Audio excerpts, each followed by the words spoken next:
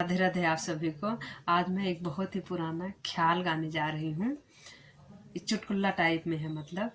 और ये ख्याल मुझे मेरी सासू माँ ने बताया था और इसको मैंने अपने गांव में सुना था। एक मेरी भाभी थी, वो भी गाती थी। बहुत ही पुराना ख्याल है ये। अच्छा लगेगा तो लाइक शेयर कमेंट और चैनल को सब्सक्राइब कीजिएगा। तो क्या है कि भाई जो है अपनी बहन के यहाँ जाता है चुपके से बहन को आनने के लिए। तो ये बात भौजाई को नहीं पता है।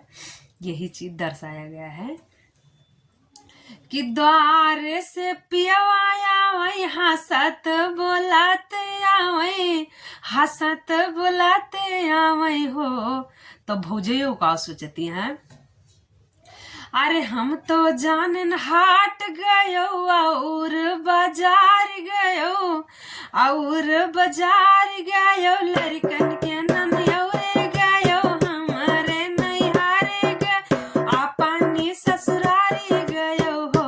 पियवा तू तो गयो बहिनी के देश, बहिनिया नैया अपन हो।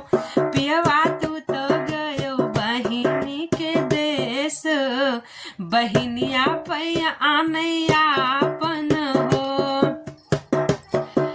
खटिया पल गए अंदर कारो झिलग बाहर, कारो झिलग बाहर कारो लड़के बहुत यहाँ हो। सखिया टूटी जई है पलग हमार, तो लड़के बहुत यहाँ घर बन भरी जई है हो।